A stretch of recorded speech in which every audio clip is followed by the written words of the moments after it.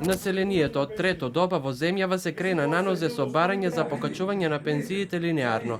Не само неколку проценти, како и дефинирање на минимална пензија. Во повеќе општини тие излегоа на мирни протести за да го изразат незадоволството.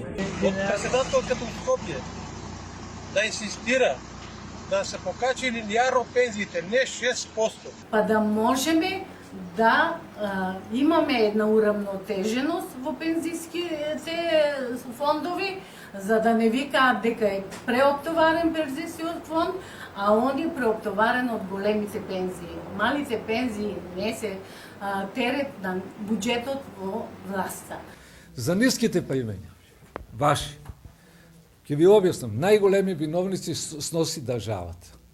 Прво ги испушти оние фирми кои отидео со стечај, на кои на вас не ви ги платија последните години што ги имате како пензиски стаж. Малку има покачување на пензионерите 6%, а на тие многу што работат со собранието, вредните луѓе 78, која има 78% за нив, треба и за нас. Стоеме позади сите барање на пензионерите, значи и линеарно.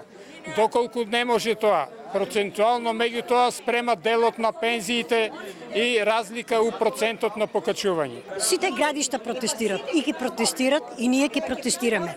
А нели нека се срамат тие нашите што се функционери, дека они треба на нас да поддршка да ни дават, нешто на пензионерите да ни се покачат. Со најавеното зголемување на пензиите за 6,8%, пензионерите со ниски примања ќе добијат по околу 700 денари, а оние со високи преку 2000 денари.